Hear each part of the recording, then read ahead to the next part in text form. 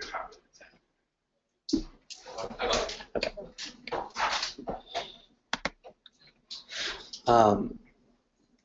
Yeah, so my name is Emily Barnless. I'm going to be talking about Java memory today. I've been at Citrix for quite a long time, coming up on 9 years. And I was just thinking back, my first project at Citrix was working on what was called the GoToMeeting multi-broker project back in 2007 when we were kind of upgrading the first generation GoToMeeting Java broker to kind of a partitioned system and moving to Spring and making all of these changes. So that was my first bit of coding, my first contribution at Citrix was GoToMeeting. And I lived and worked down in Santa Barbara. I'm still based in Santa Barbara, though now I work remotely from up in Petaluma, not too far from here in Sonoma County.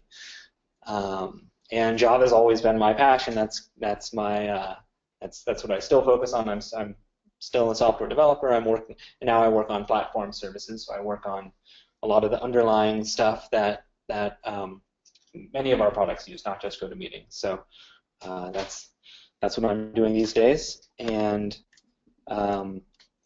so the goal, this is the goal of the session today. I really want to try to equip folks with the knowledge to reason about the memory footprint of a Java application and to locate leaks and problem areas using tools like Eclipse Memory Analyzer. So, so this is just kind of born out of an experience that I've had over the last few years of just a lack of troubleshooting experience on some of our Java dev teams, because we still have production issues, we still have memory leaks, there's lots of stuff that happens, and oftentimes I'm still asked to come in and help teams troubleshoot, to analyze a heap dump, to do pretty routine stuff that people just haven't had a chance to learn or haven't had a chance to experience.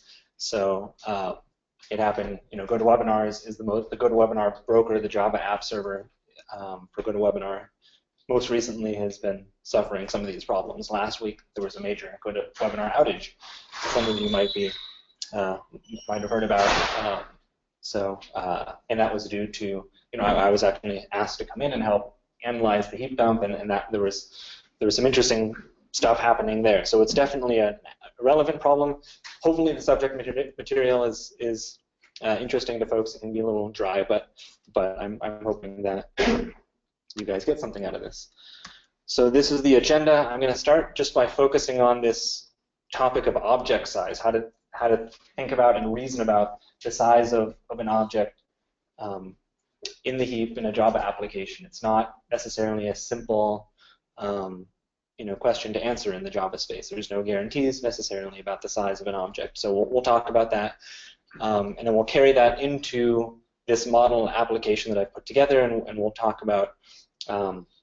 This is going to set the stage for the rest of the session. So I've got a simple model application that kind of simulates a running Java app server, and then the heart of the session is going to be an analysis of that model application, that application, and we'll look at the garbage collection and the GC log. We'll look at some of the tools in the JDK bin directory, and then we'll finish off with an Eclipse Memory Analyzer introduction using this model application.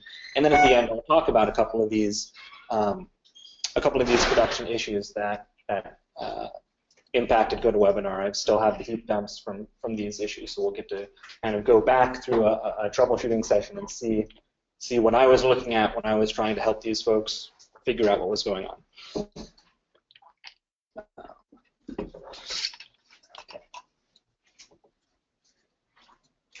Okay, so to start out with object size. So in Java, there is no size of operation. There's no really simple answer to how large an object is, but there are some practical things that we can do. So the main thing is the size of an object on the heap. It's implementation dependent. The JVM spec doesn't say anything about, doesn't impose any requirements about the physical memory structures for objects.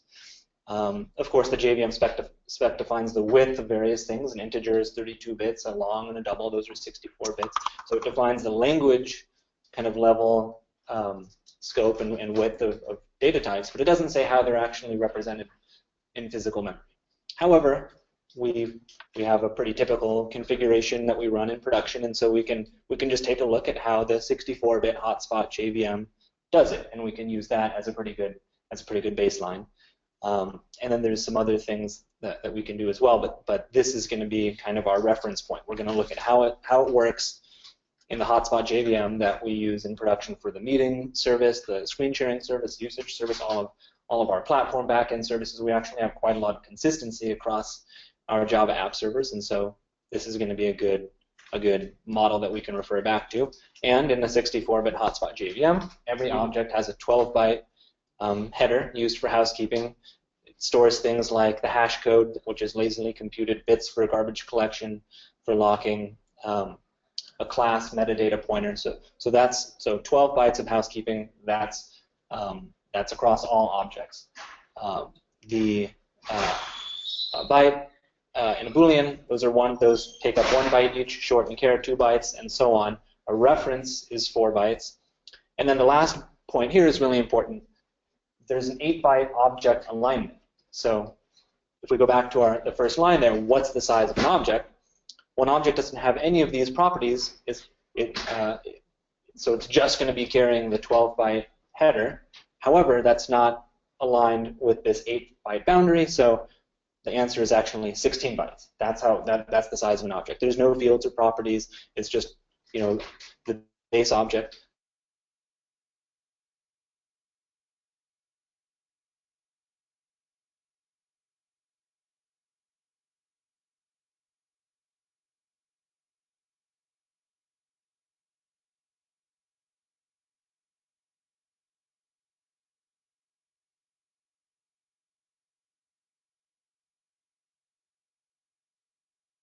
The numbers are what they are. So this is kind of the map.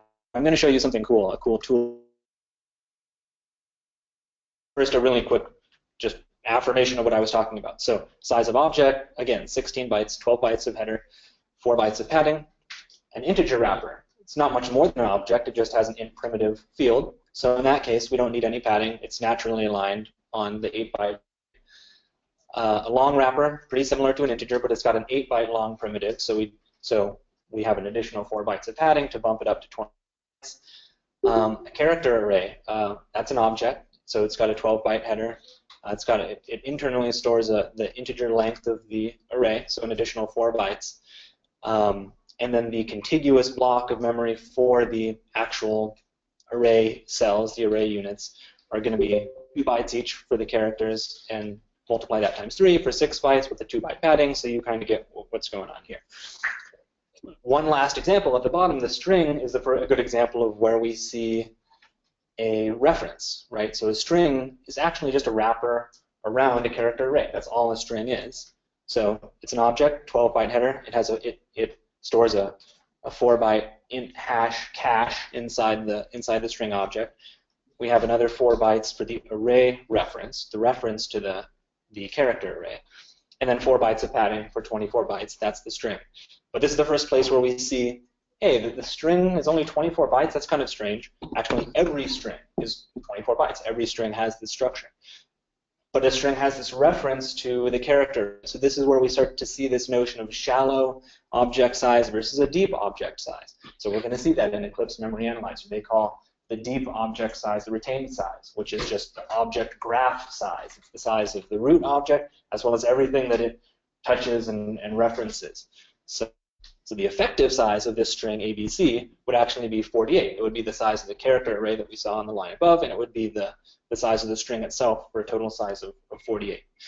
Okay, so I just want to show you one cool thing, which is a practical way to compute object size aside from just doing some calculator math, which is using this thing called this instrumentation class. Has anybody ever seen this class or come across this Java Lang instrument package? Has anybody seen that? No?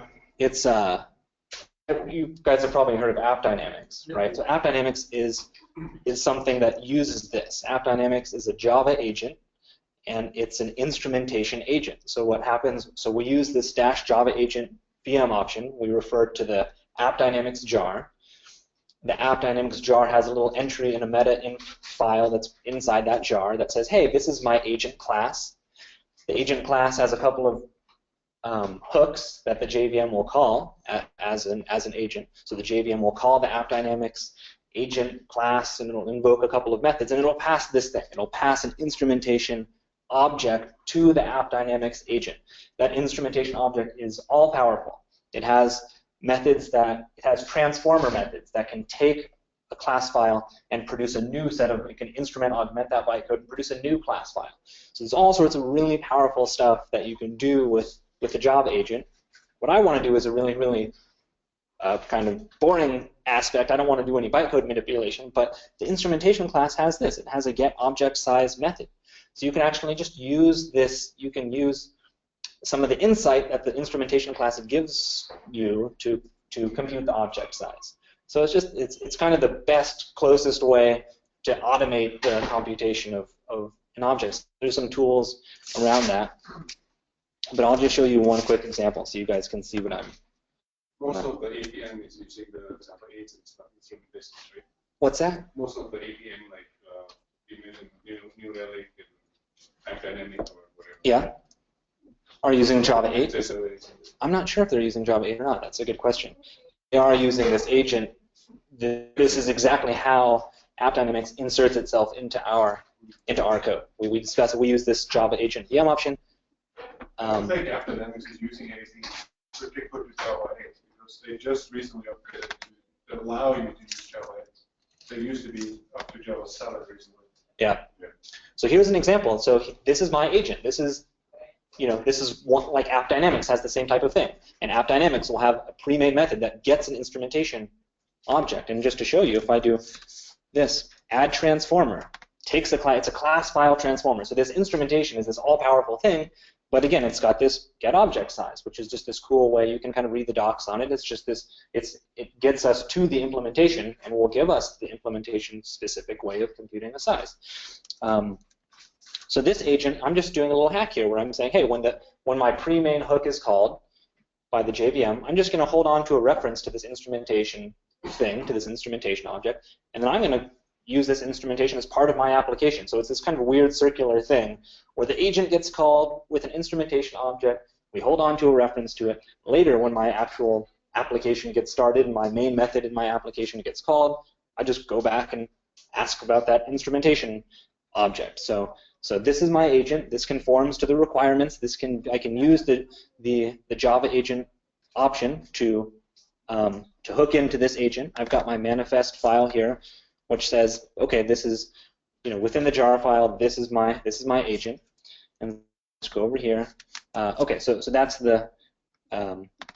my agent. That's the manifest file. And then I just have a little size of demo for you guys that does some of the same stuff that I was showing you in the slide, just to kind of show that you can do this in kind of a really simple automated way for testing purposes using the instrumentation hook. So I just have a little main method here. I've got size of demo, size of object, integer wrapper, long, and so on. So what I'm going to do now is just build my jar.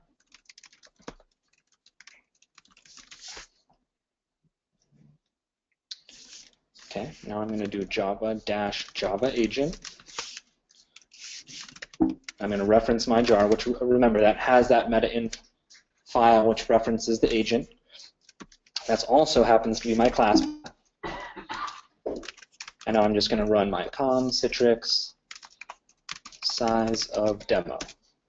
And we get to use this, I guess I kind of skipped over that, but here's, to close the loop, I'm printing the size of each of these things, and to print the size, I'm just going back to that agent and calling getSizeOf, which just uses the instrumentation getObjectSize. So I'm just, again, the agent gets called with the instrumentation object. We keep a reference to the instrumentation object. When our main method, when our application is actually running, we just go and make this static method call over to kind of hook into that instrumentation object. So you can go play with this. I just wanted to introduce this notion that you can actually use this agent hook and the instrumentation object to do this. You'll see all kinds of other wacky attempts to compute object size if you Google it. You can estimate it. You can walk objects using reflection and do. There's all kinds of stuff that you'll find out there, and there's different approaches. But this is kind of a good authoritative way to do it. So coming back, same thing. Size of object 16, so that you guys believe me when I say that. 16, 16, 24.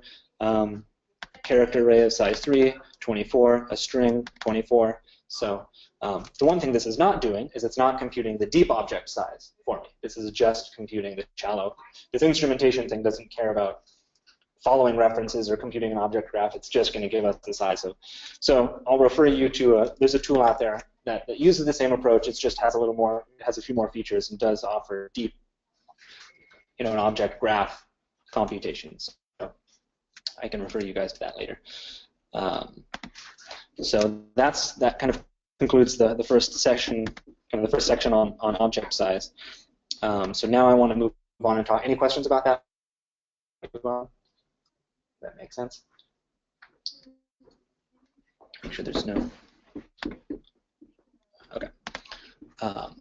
Okay, so the next thing I want to do is transition to a discussion about this model application. It's pretty critical that I explain what's going on and that you understand how this model application works, because this is going to set the stage for the the next 40 minutes or so as we actually do some analysis of this application. So I've tried to make the simplest possible application that basically behaves like a server app. That was my goal. I did it in a couple dozen lines of code. So it's what I think is the absolute simplest, effective way of doing that, of modeling that. So it conforms to what is known as the weak generational hypothesis. This is the term that they use in the Oracle kind of JVM docs, which means that most objects survive for only a short period of time. And the whole garbage collection approach that the JVM takes is based on this assumption, based on this hypothesis. So if you ever have an application that where the majority of objects that are being created actually survive for a long time, you're going to have GC issues. The garbage collection behaves really, really well when you've got most objects that die young. And so that's what I've done. That's what this application does. It's got many, many, many short-lived objects. It's got fewer long-lived objects, and it's got even fewer permanent objects. And so it's well suited for kind of the garbage collection mechanism that the JVM offers. So what the application does, so I've made the application very deterministic and reliable. It allocates 10 megabytes of objects on the heap every second. 95% of them are going to be dead immediately, just dead on arrival. As soon as I allocate them using the new operator, there's no reference to them. That's it. So just momentarily they'll have a GC root on the operand stack or in the local variables array, but it's just going to be momentary. The other 5% survive for 10 seconds. And the way that I do this is just by having loops. The application runs in a while true loop, and every iteration of the loop occupies 1 second, takes 1 second, and I do a little just throttling. I just use some clock time and kind of throttle that so I get that reliability.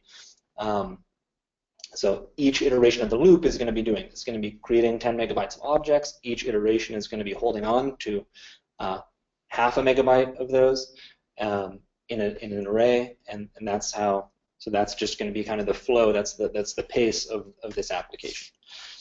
So now I'm going to show you. I'm going to switch over to a diagram.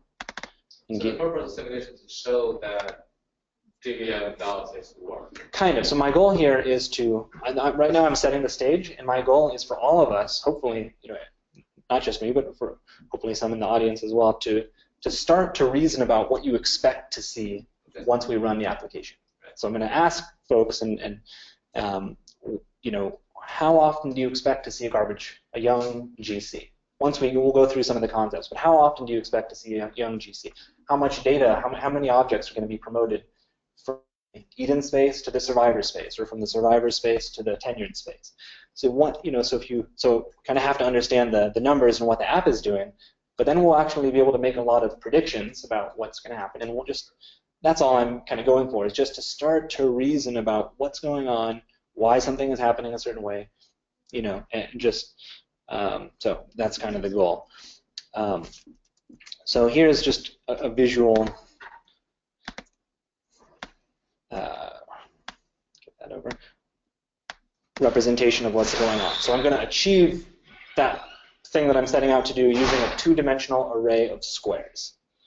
A square is just this thing that I made up. It's got the same footprint as that integer wrapper. It's just an object with an integer primitive side length. That's all a square is. 16 bytes per object. So what we're going to have is a two-dimensional array of these squares. There's going to be the outer dimension is going to have 10 buckets. And so each iteration in our loop, we're just going to advance and process a new bucket. And in each bucket, we're going to pass through 31,250 cells and assign the new instantiated new square and assign that reference. So we're going to fill this array.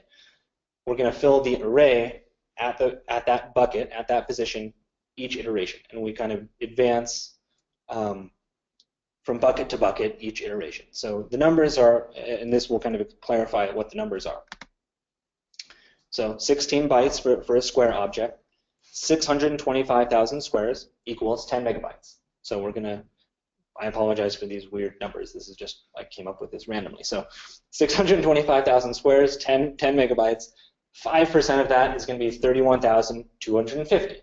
So we're going to be, so that's why each bucket is an array of 31,250 squares. So each iteration, we're going to hold on to that many square instances, and so this will meet our goal. So I hope that's clear. But over here on the right, I'm just emphasizing the important part of the actual Java code. So we've got a while true. There's some timing happening to throttle each iteration of that while true to exactly 1 second. And that's kind of shown here in the timing. This generally just takes about 10 milliseconds to generate the 625,000 squares. The remainder of the second, we're just going to be sleeping to throttle the application. But here you can see where the actual work is being done. We iterate for 625,000 iterations, creating a square each time. And if we're in this retention window, if we're within the 31,250 window, we're going to actually hold on to a reference to that square in our two-dimensional array at the bucket, at the position that we happen to be processed, and then we just loop around. So that has the effect of, that meets the goals that we defined. That will have the effect of holding on to these referenced squares for exactly 10 iterations, for exactly 10 seconds before we cycle back around and create new instances and assign those. Also, the retained one that changes each time, so you're not holding on to the same number every time, right? So the retained is always, this number is 31,250. That's the length of the square array at a particular position, right? So we've got a square array at position 0 that has 31,250, a square array at position 1 that has that many.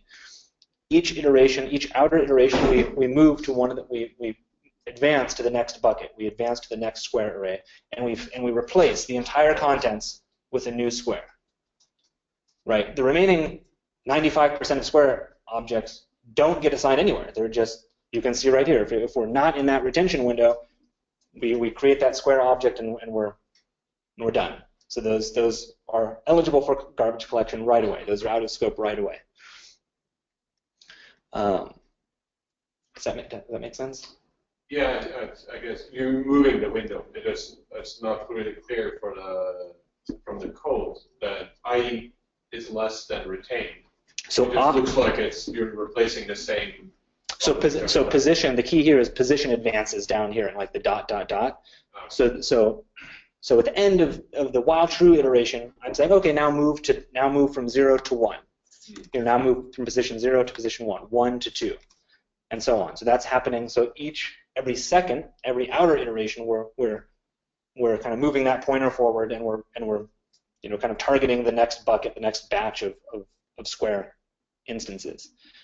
When we begin processing on the current position, we create all 625,000 instances. That's the instances number here.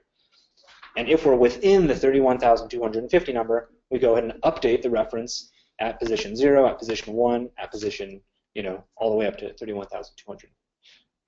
Sorry that's, any other questions? Does that make sense to folks? Okay. Yeah, this is going to be, please ask if you guys have questions, because this is, I'm going to, what's? You want to check online? Yeah, there's no questions in the G1. Yeah.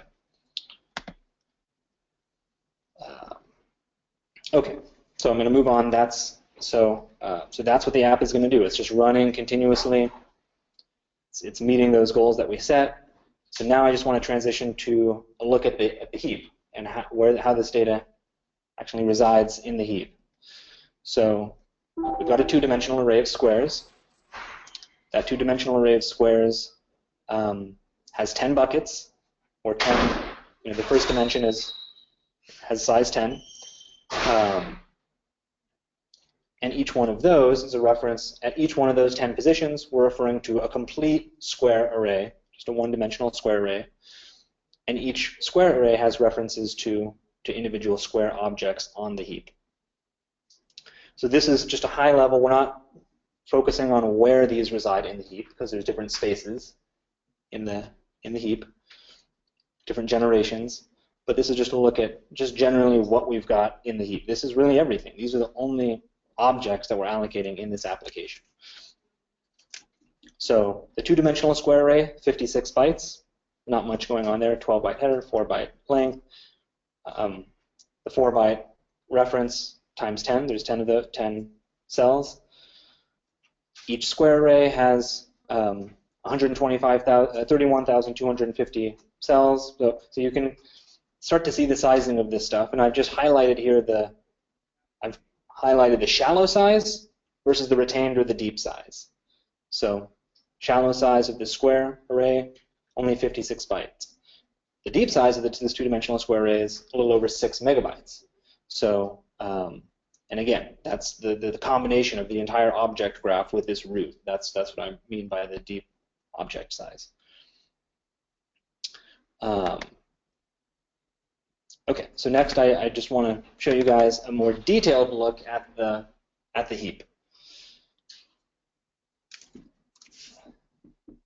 So here I'm highlighting the various spaces that we have within the heap. We've got the Eden space, we've got 2 survivor spaces, and we've got the tenured space. Now this is a look at things as they are in most of our production apps. We use and this is the way things have been for many years. Starting with Java 7 update 10 or 20 or something, there was a new heap configuration that was supported, a new collector called the G1 collector, the garbage first collector, which organizes the heap very differently. It organizes the heap into a whole bunch of small regions. And it still has the notion of Eden space, survivor space, and tenured space, but they're not organized in these contiguous blocks. They're actually spread out in all these small regions. So I'm not going to go into that, although that may be something good for the future. But at the moment, we and most in the industry, I think, are still using this approach. And Oracle isn't strongly pushing the G1 collector. They're saying if this is working, do this. The G1 collector at the moment is mainly tailored for apps that have over 6 gigabytes of memory, and it's still kind of in the early phases. But yeah, this is how our production apps are arranged as well. So I'm just going to briefly go through what these various spaces do. So the Eden space, all new objects, whenever you use the new operator in your application, whenever you create a new square or a new string or something, those objects are allocated immediately in the Eden space. And so all new allocations are going into this Eden space. If the weak generational hypothesis holds, most of those are going to go out of scope, like this square did, like 95% of our square objects did. They're just going to go out of scope immediately. And so what you might have at any given time in the Eden space is majority dead objects, unreachable objects. But all new objects, all new allocations are going there. At a certain point, that space is going to fill up. The JVM won't be able to allocate a new object there due to a lack of space. And the JVM is going to kick off a young generation collection, a stop the world collection. It's a copy collection. It's parallel, so it can utilize multiple CPUs or cores. And what that's going to do is it's going to walk through the, it's going to start from the GC roots. It's going to start from the various places that are active, threads and operand stacks and local variable arrays and static data. And it's going to walk out and see what it can find. It's going to reach all of the live objects in the Eden space, and it's going to copy those to one of the survivor spaces. At any given time, one of the survivor spaces is vacant and ready for that type of copy. It's ready for us to copy all surviving objects to it. while the other survivor space has the copied objects from the previous young generation collection.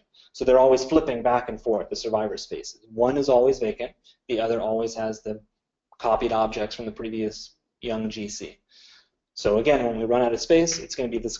We're going to be copying live objects from the Eden space and from the other survivor space into the vacant survivor space. So again, that's a stop the world collection. It's usually really, really fast if your app follows this hypothesis, if it follows this pattern, because it's only proportional to the amount of data copied. It's a copy collector.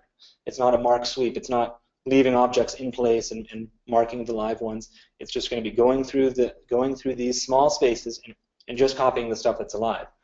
So if you don't have anything that's alive, if your app has 99.9%, if 99.9% of the objects go out of scope immediately, even though it's a stop the world collection, it's just going to happen immediately. You won't notice it at all. It won't impact performance. But this can be problematic if you don't follow that pattern. If it's doing a lot of copying every time, that can be time consuming. So that's the Eden space. Those are the survivor spaces. The survivor, there's a couple ways that objects can eventually reach the tenured space. One of them is you just run out of space in the survivor space. You've got too many kind of relatively young objects, and they don't all fit in the survivor space, so they immediately get promoted to the tenured space. Another one might be you've got plenty of room, just a small fraction of objects are surviving young generation collections, very small fraction, but they happen to be surviving for a long time, and so they keep surviving. They keep getting copied from one survivor space to the other, and eventually they'll reach tenure, and the JVM will just say, yeah, this is a long-lived object. It's time to promote it to the tenured space. So, and there's other ways too. I mean, sometimes you have an object that's so large the Eden space can't even accommodate it. It just gets allocated immediately in the tenured space. So there's a couple ways that things can get up there, but the typical flow is you've got an object that gets copied to the survivor space. It's copied among the survivor spaces for a few collections, and then it's promoted to the tenured space. So now coming back and looking at specifically what we've got here for our application, we've got our long-lived stuff as expected. This is imagine this a few minutes into us running the application. Our two-dimensional array, our 10 one-dimensional arrays of squares, those have all survived several copies, and those have been up to the tenured space. So those are sitting over here in the tenured space. There's going to be some new stuff in that loop that squares that we just created, that we just assigned to, that we just referenced from one of our square arrays at the current position in the current bucket. So those are definitely in the Eden space. And there's going to be a couple intermediate objects from previous, from the last two buckets that we just advanced from, that may have survived one or two collections that are going to be here in the survivor space. And so we've got this kind of interesting configuration here where our square arrays are going to be reaching out and referencing square objects in various parts of the heap, including the Eden, survivor, and the tenured space. So I thought that so it kind of covers all of those regions of the heap. So now coming back to that question, so now I kind of want to come back to some of those questions. We haven't quite gotten to running the app, but I want to see if anybody has any theories about what's going to happen. And I'm just going to say this, that when I run the app, I'm going to run with an initial and max heap of 100 megabytes. That's what I'm going to, those are the runtime configurations that I'm going to use. So this entire thing is going to be 100 megabytes. The Eden space is going to be about 30 megabytes. And this is going to be, the JVM is going to use ergonomics to size this. So I'm not going to require that. All I'm going to tell the JVM with VM options is initial and max heap 100 megs. You size the rest. You determine the rest. And what I've noticed is that it's going to size the Eden space at about 30 megs, and the survivor space is at about 3 megs each. And this is going to be the remaining, 60-something megs in the tenured space. So those sizes are going to start to let us predict what's going to happen. So given those spaces, given those sizes, does anybody have any predictions as to how frequently a young generation collection is going to happen?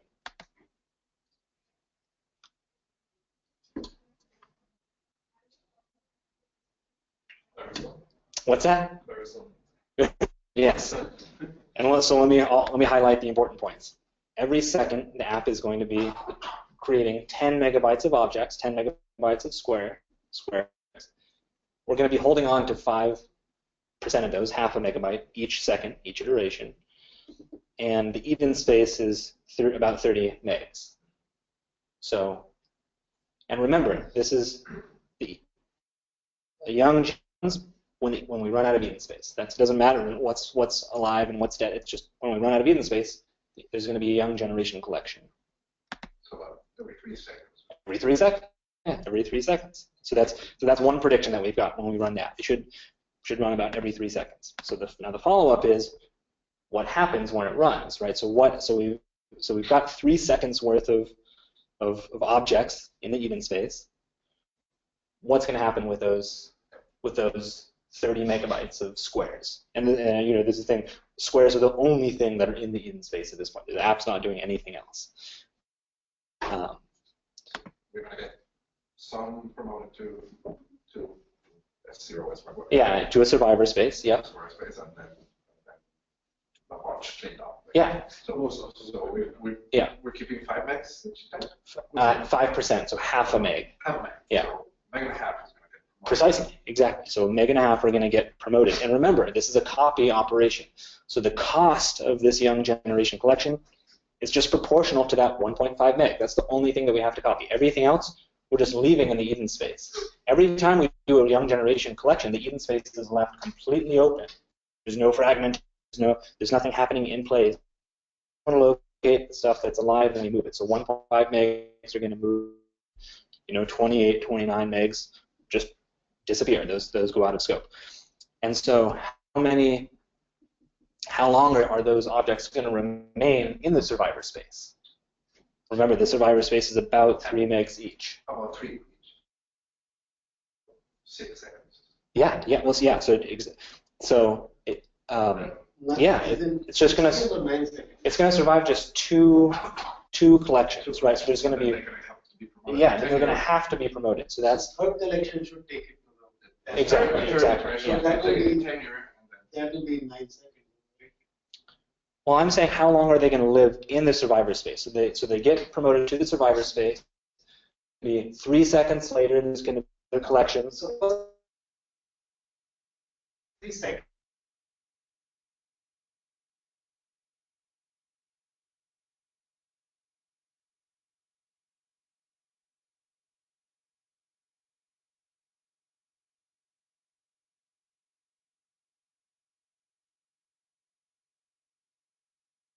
Right. It will get promoted to S0. Second 3 seconds, another one is on the size of the survivor space. Exactly, yes. So this is an example of, it's going to live for just 2 cycles. An object is just going to live for 2 cycles in a survivor space. That's purely based on how the JVM has sized this, which I left that up to the JVM. So this fits one of the categories that I talked about.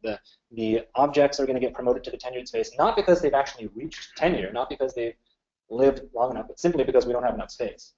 Every 1.5 meg, there's just going to be this recurring pattern where every 1.5 megs, roughly, is just going to be kicking out about 1.5 megs and just prematurely promoting them to the tenured space. That's basically, so that's about what we're going to see. We're going to see the tenured space increasing by that much every young generation collection as well. So everything's kind of moving down to the right every young generation collection. Stuff's getting copied to survivor space, stuff's getting promoted to the tenured space. Eventually, we're going to cross the residency threshold in the tenured space, and there's going to be an old generation collection, a concurrent Mark Suite collection in the old generation. So the 5%, is that typical for a web app? Or? That was just something I dreamt up. Yeah, the 5% was, I knew I wanted it to be between 90 and 100, so I was like 95%, and started playing with it, and it seemed like I started to go through this kind of experience myself and thought, oh, that's kind of interesting. We'll, talk about that, but no, I think that seems high to me still. Yeah, I think it would be more like 1% or less than 1%, typically. Okay, so let's run this app and let's just confirm our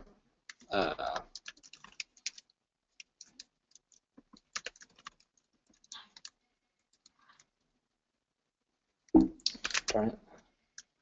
1 second, I'm going to have to pull up my...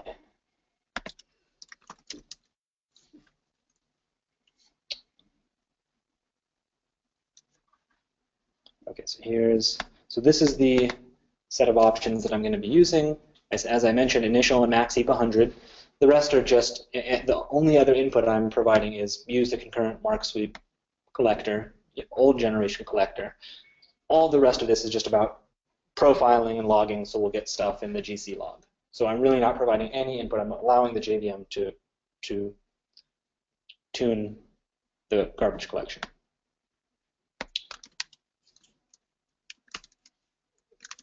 Run this over here.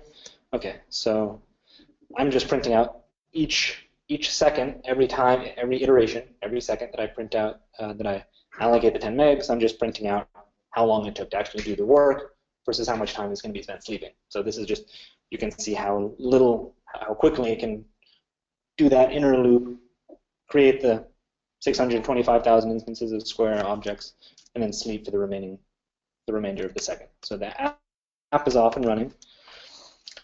So the first thing that I'm running a bit short on time, so I'm going to go kind of race through this so I still have a little time to show you the GoToWebinar heap dump. So the first thing I want to point out is the GC log. This is, to me, this is the single most useful. To me, this is the most useful kind of piece of information that we have, the most useful artifact that we have as back-end Java developers. I oftentimes will recover this from Splunk. I'll just go look at a window of time, look at the GC log, reverse the order, and just recreate this exactly as it was. To me, this is much, much better than trying to look at a graph or trying to look at what App Dynamics or Xenos are showing us in the graph. This gives us, and we've worked, Bar and I have the template that we use for our web apps has all of this stuff enabled. So it took us a little while, but we've got a huge amount of logging in here. We've got the date, all of the tenuring information. So there's so much information here. What we're seeing is like a 4 or 5 line little block every time there's a parallel new collection. Again, that's a parallel stop the world young generation collection, and you'll see it's happening about every 3 seconds, just as we anticipated. So we've got the timestamp here, right? So 7 seconds to 10 seconds so it's right on that 3-second boundary that we expected. And a couple other things I'll point out. There's a CMS. There's a lot of stages to a CMS collection where it's doing an initial mark, a remark, a concurrent mark. There's all these stages here, so that's a little bit longer. But the other thing I wanted to point out with the young generation collection, if you look at the tenuring information, as expected, there's only 2 tenures or 2. So the JVM is allowed for up to 6. For an object to be recollected up to 6 times, but that's never even showing up in the accounting. It appears that objects are only surviving up to 2 collections, and then they're getting promoted, which is what we expected to see as well. Over here, we see the overall this number to the right side of the arrow. That's the overall heap size, and as expected, we see that increasing by about 1.523 megs. Each young generation collection. So the overall heap is growing. That's stuff that's just getting dumped in the tenured space. Of course, the whole Eden space is getting cleared out. Some of it's getting copied within the young generation, but every time the overall heap footprint is going up because we just keep moving stuff to the old generation. So this, to me, I just really encourage people to, and the time is, of course, is a very important thing here. The time is going to be proportional to the amount of work that we're doing. The amount of work that we're doing is proportional to the number of live objects that we're copying. In this case, it's very small. It's only 1.5 megs. So this is going pretty fast. It's taking 8 milliseconds, 7 milliseconds. Could be. It's not slow. It's not super fast, but it's pretty quick. So those are a couple of the things that I wanted to show you in the GC log. Another tool that I wanted to show you, which is how I came up with those accurate numbers for the Eden space and the survivor space, is this tool in the JDK bin directory called JStat. It's got a number of different options that you can use. I'm going to use this GC option, I'm going to attach to my Java process, and I'm going to give a polling interval. This is just a tool that polls your app and prints information about different things. In this case, we're going to be printing information about the heap and GC. So here you can see very clearly the size of the survivor spaces, a little over 3 megs each, which are always sized the same. The size of the Eden space, which is 27 megs, EC, Eden capacity, and then the size of the old generation, the tenured space, OC, at 68 megs. So, so this is a useful tool and something that you can use quickly. It's not an alternative to the GC log. This is just something that's polling and giving you, just kind of giving you some information. But it's a quick way to see how things are sized. And then lastly, I just want to show you how to actually take a heap dump. So we use this command jmap. This will confirm some of the stuff that we've been looking at, some of the stuff that we've been playing with. So if I run jmap-dump, attach to the process ID, output it to a file called heap.bin. Now I'm going to open Eclipse Memory Analyzer. We've got 10 minutes to go through that. Oops. So I'm mostly going to switch over to the webinar case because that's a really interesting case. But I'll just really briefly show you what the simplest imaginable heap dump looks like for our app.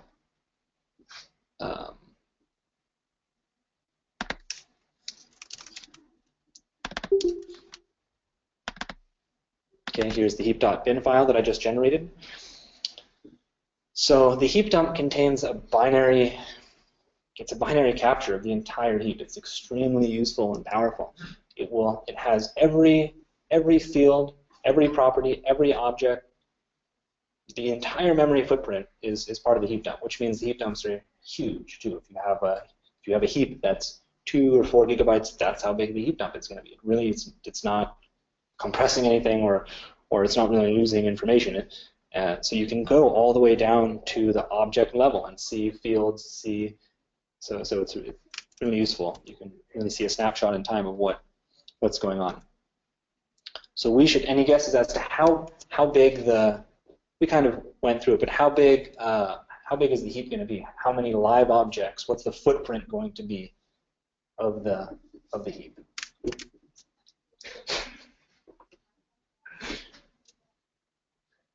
It's a snapshot of that time, right? Right, but remember the app's been running, so the app's well into, it's like saturated. It's now all of the array is completely full, and it's now just every iteration, every second, it's just cycling through these various buckets and filling them up with brand new squares. So, and I'll just preface that with Eclipse Memory Analyzer by default will prune all of the dead stuff. That's a feature of Eclipse Memory Analyzer. Even if your heap dump is like 100 megs in our case, because that's the max heap size, when you load it into Eclipse Memory Analyzer, it will go through and drop it will do a reachability test and remove all of the objects so that it's just going to show us the live objects. So what is the footprint of the live objects in our app once it's kind of running stably? Maximum would be 100 MB because that's the maximum heap size. But we'll never have that many live objects around. The heap can grow that large.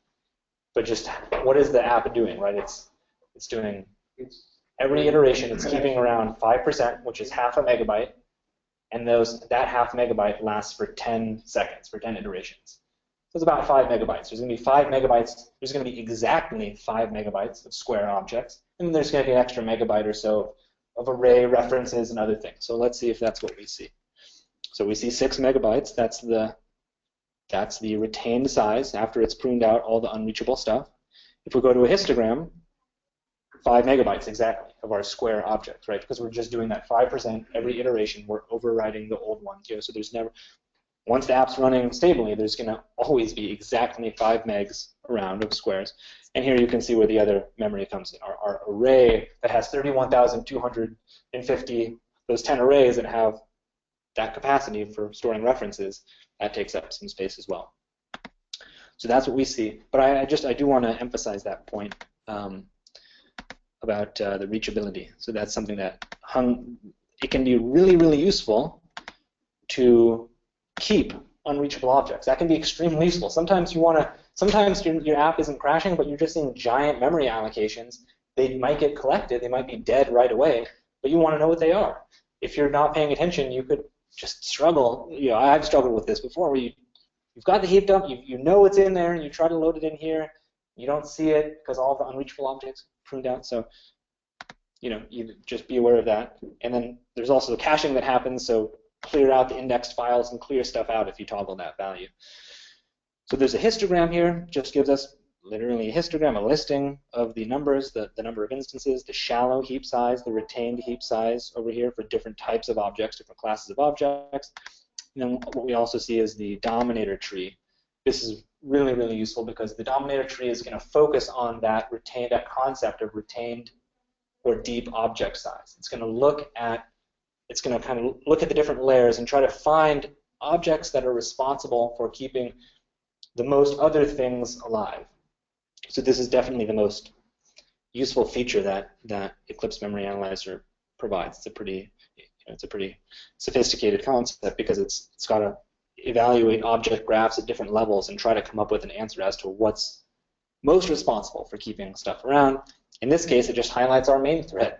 So it's, hey, your main thread is keeping around this entire, this two-dimensional array. All of your memory is kind of bound to this one thread. So that's not particularly interesting, but in a kind of a server environment where you've got lots of threads and lots of static data, and it can be useful to highlight a thread, to highlight a particular class loader, or to highlight something that's keeping the data around.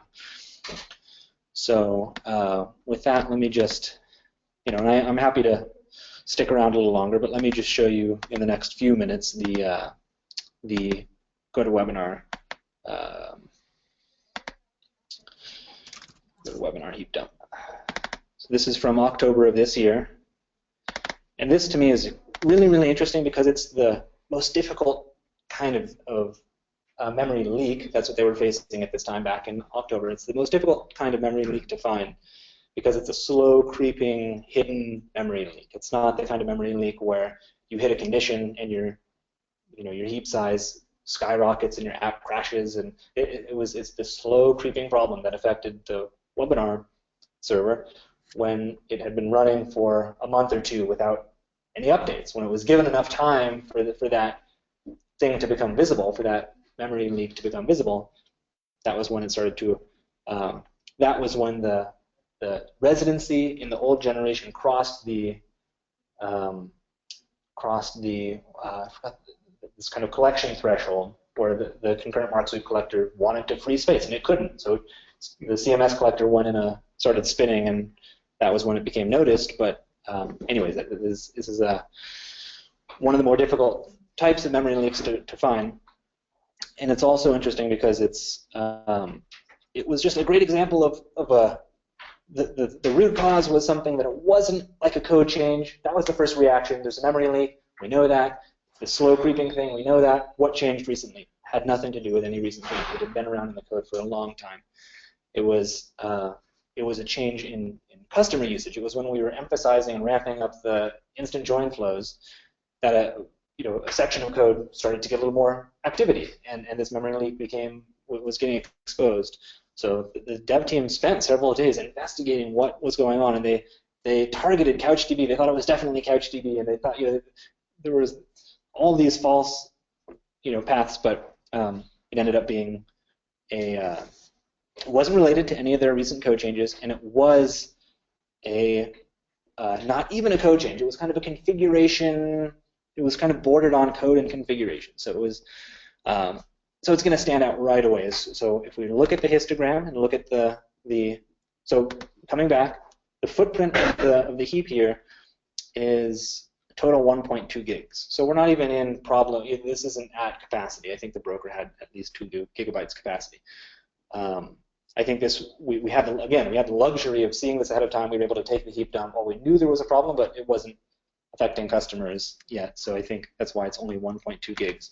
We look at the histogram. The character array class is taking up the vast majority. So that's already telling a story. It's not an object like ComCitrix Square where we can just target the domain based on the class. It's not that surprising to see lots of strings in an application, but still that's clearly this character array here is definitely the outlier, right? Almost 700 megs of character arrays. So now we come back and we look at the dominator tree, and this is what's going to tell us. This one does point to something very specific. So the dominator tree, the retained heap size, so the number of the heap size that this thing, that this object is responsible for keeping alive, maintaining reachability to, is there's 600 megs. So this is definitely the thing that's responsible. And it's a Spring thing. It's a Spring. I mean, it's our extension to it, but that actually had nothing to do with it. It's just a Spring velocity tiles view resolver. So a view resolver is it's a Spring module. It's a Spring concept, and it's something that takes a symbolic view name and translates it to an actual view object that's capable of rendering like a web page or something. So they felt it was. I mean, it's kind of this weird concept, but it's meant to create a separation there where your web controller can return a view name, and this resolver can produce some more useful. It can actually send a redirect response, or it can produce some HTML. It can do something else. So in this case, if we look at the view resolver here that's being highlighted, and we go down to the view cache, let's see. So the view cache ends in 9.8. So this is the view cache. There's a view cache that has 338,000 objects, 338,000 entries. If we expand that, we can see what the entries look like. And you can see we've got full visibility into the hash map, into the hash map entry. And if we keep going, here's the actual view. It's a redirect view, and we can see the value in the redirect view. So it's this app launcher GoToWebinar with a random token in it. So it's inherently uncacheable. So this is where it just borders on a configuration code issue. Developer, the GoToWebinar developer, whoever it was that did this, coded it such that they kind of hooked in, they bought into this view resolver framework in a place that they shouldn't have, right? This is not an appropriate place to use a view resolver cache, because every single launch URL is going to be unique. There's zero cacheability, and this cache never. This is meant for the type of application where you've got a couple dozen view names and you just want to have a cache of resolutions. This is so there's no this cache is never purged. It's never cleaned up. So that was what was happening as they ramped up the instant join flows, as this controller got more traffic, and as more and more view resolutions were happening and filling up this view resolver cache, the memory usage just kept creeping up and creeping up. So it's a great example of how, it wasn't even one particular code change. It was just this kind of combination of factors that led to this memory leak, which really had, it was up to 600 megs when we generated this heap dump. So, but you can see how Eclipse Memory Analyzer is really good at highlighting this. It just puts it right in front of us, right? All we have to do is kind of navigate down a little bit, and oftentimes just looking at the histogram of the dominator tree can Another point, should any cache all have some type of setting? They do have this particular cache you can disable, but I see what Spring is going for here, because it's really, in every app I've ever seen, every Spring app, the view name that you're resolving is a velocity template name or a JSP, template name. It's not a redirect. There are exceptions to it, and I kind of feel like the same way. The Spring should have protected from this. Yeah. But it strikes me as odd to use a view resolver, to use the redirect view name. I don't know, that's a weird use case too. To use, I'd say that maybe is more where maybe Spring should use that. If all of your view names are these symbolic redirect things like we were saying, notice that, but that that kind of violates the separation that they have, right? The view resolver doesn't know anything about the view names or what the resolved view is. So. But so I think so they fixed this by, I think, just changing this. I think they just took a different approach for doing redirects and just redirected from within the controller directly. I don't think they're using view resolvers anymore to send redirects. That was I think that was the fix. the issue. So this was not, by the way, this did not really impact customers. It was something that we saw coming. Even once we crossed the residency threshold and CMS collection started going repeatedly, it degraded performance, but it didn't take the system down. It didn't really impact customers. It was it wasn't really it wasn't noticed. It wasn't a big deal. I mean, it could definitely get worse. If this keeps going and going, you'll run out of memory and the system will crash. What happened last week affected customers all morning and afternoon and was related to a vulnerability in the GoToWebinar broker where they were allowing a multi-gigabyte upload of a media file, some kind of archiving feature that was in GoToWebinar, which is already a horrible idea. If you're going to allow a giant upload, you have to stream it. You can't just you can't just absorb this huge object in memory, which is exactly what they were doing. So they had a limit. I think it was 2 gigabytes, but the entire object was buffered in memory.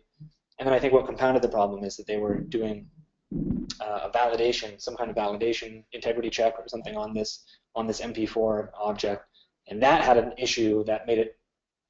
I think they said there was an infinite loop bug in this library that they were using, so it was just a combination of bad things. But it was one of those situations where it was driven entirely by one customer. So one customer was took out GoToWebinar just because they really wanted to do this upload, and they so every time they. What are you doing if that upload fails? Yeah. So it was just this cascading failure of the system as that particular customer kept doing that. So I helped them using this exact same process. We generated a heap dump. I imported it into Eclipse Memory Analyzer. I looked at in that case, the histogram told the entire story. I looked at the histogram. The object count was like 1, and there was some media, domain object that was like 1.9 gigabytes. So it was very, very clear. Just from looking at the histogram, just from this kind of size table, the domain was like already very clear, and the team immediately started looking at which customer was doing that, which customer was using that functionality, because it was pretty narrowly, it was just this one. That media file integration was just in this one upload flow, so they knew where that was happening. I thought our container was fairly limited in the size of object you would accept. The Tomcat container? Yeah. I thought there was like a limit of, I want to say like 50 megabytes or something like that. You can't post an object bigger than that. Or maybe it's 10 megabytes. Yeah, maybe you're right, and this may have been. Maybe they do. Was this resin, or is this resin too? I'm actually forgetting now if Webinar is using the older container, they're using Tomcat. But I mean, they could always do multiple posts or something like that. And sure. Build an object. I mean, Yeah. You still screw up. Yeah. But yeah.